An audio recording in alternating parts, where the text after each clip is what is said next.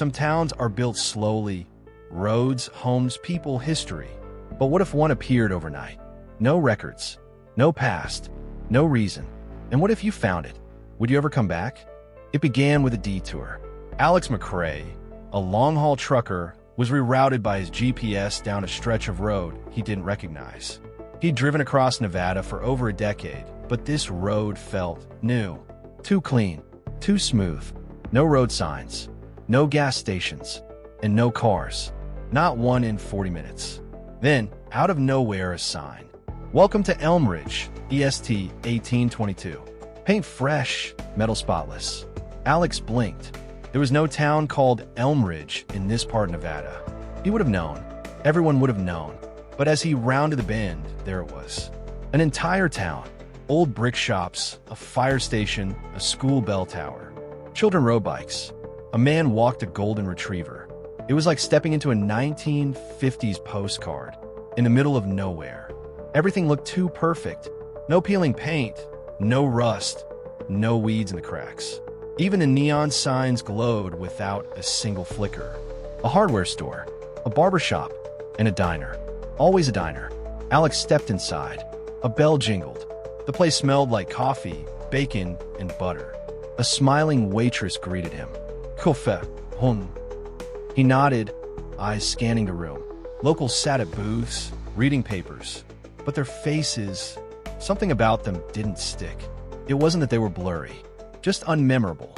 Every time he looked away, he couldn't recall their faces, as if his brain refused to hold on to the details. They looked like people, but didn't feel like people, like background extras in a dream. He paid for the coffee in cash. The receipt was stamped, June 3rd, 1976. He flipped it over. No logo, no address. Just the word Elmridge, typed in faded ink. The waitress waved him off with a smile too wide. Safe travels, sweetheart. Alex drove the same route back, but the road didn't match. No curve, no sign. The pavement turned to gravel, then dirt, and finally ended in a dead, sun-bleached field. Elmridge was gone. He went to the police. They pulled up maps, state records, census logs. No Elmridge, no postal code, nothing. He insisted. They shrugged. Maybe you fell asleep at the wheel. Over the next 6 months, Alex wasn't alone. 17 other people claimed to have passed through Elmridge. Hikers, gimpers, a biker, even a drone pilot. One had blurry photos. Another uploaded a 14-second video before it was mysteriously deleted. Each story started the same and ended the same. A woman named Carol received a postcard. It was unsigned, unmarked, and dated from Elmridge. It read, "Don't let them find you. The town's awake now." She swears she never told anyone she saw it. Yet 2 weeks later, she vanished from her hotel room, left everything behind. An internet group formed to investigate. People who believed Elmridge wasn't just a town, but a pattern, a manifestation, something that slipped between timelines. They called it a soft spot, a place where reality bends. A drone pilot flying over the Mojave Desert captured 6 seconds of something stunning. A town that faded in, then faded out. He uploaded it to Reddit. 3 days later, his account was deleted, and the footage wiped from the internet. Alex kept driving routes through Nevada, hoping to find the road again. He'd marked every possible detour. Then one night, his GPS restarted on its own. A static voice whispered, "Turn left in 400 feet for Elmridge." He took the turn. The air grew still. The moon vanished behind clouds. And then, the diner lights flickered into view. It was back, but this time, something was different. The diner was quiet.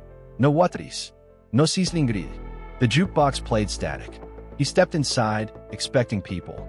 But the booths were empty, except for one. An old man sat in the far corner, eyes closed, hands flat on the table, as if waiting for someone or something. Alex approached slowly. The man whispered without opening his eyes, "You shouldn't be here again." A calendar on the wall read, June 3rd, 1976. Same as last time. Same hour. Same shadows on the floor. Like the entire town was stuck in that one day. A loop playing again and again. A flash of light outside the window. Not lightning. Not a car. A pulse. It rippled across the sky like a heat wave. When Alex looked back at the booth, the old man was gone. The town felt like it shifted, just slightly. A store blinked out for a moment. A tree vanished and reappeared. Alex felt like he was standing inside a dream as it decayed. He stepped onto the street. It was silent. No wind, no bucks, no power lines. The street was full of color, but lifeless, as if it had just finished being painted. He passed a playground. The swings hung still, except one. It creaked slowly, back and forth with no wind, then stopped, instantly, like something new he was watching. A single newspaper blew past him. He grabbed it. No date, no headline, just one sentence. "We remember you, Alex." Alex stopped by a shop window and looked at himself, but his reflection didn't move, didn't blink, didn't breathe. Then it smiled, before fading away. Above him, the sky was turning white, like TV static in slow motion. The town began to flicker at the edges. Buildings dimmed like dying pixels. The illusion was breaking. Then he saw it, a glowing ring of symbols in the middle of Main Street, etched into the pavement. Ancient, geometric, shifting, pulsing like a heartbeat, calling him. He stepped into the circle. Everything stopped. The wind, the light, the noise, and then a voice, soft, familiar. "Elmridge remembers. But do you?" His mind flooded with images. A birthday cake, balloons, a child riding a red bicycle down the same Elmridge street. It was him. He had been here, as a child. But how? Back in his pocket, a photo, one he didn't remember having. It showed a boy, age 6, smiling in front of the diner. Same booth, same curtains. On the back, "Don't forget again." Then silence. The town stopped moving. Even the dust in the air stood still. He was inside a memory, preserved like amber. Or a trap. And now it remembered him too. Alex wandered into what looked like a movie theater. Dust clung to the seats. A projector clicked on by itself. The reel began playing. But it wasn't a movie. It was surveillance footage. Of him. He watched himself, driving into Elmridge, walking into the diner, speaking to the waitress. But behind the camera, someone was watching him, recording every move. Next door was a library. Hundreds of books lined the shelves, all titled Alex McRae. He opened one. Blank. Another. Also blank. Except for the last page. "You left once, but you came back." In the back room, a desk, a chair, and an old computer humming softly. Green text blinked on the black screen. "Initiate reset." Oh, his finger hovered over the key. A whisper in the air said, "If you press yes, you'll forget again." Another voice said, "But if you don't, you'll never leave." He pressed nothing and waited. The walls around him began to crumble. Not like stone, like pixels breaking apart. Elmridge was collapsing, as if rejecting his indecision.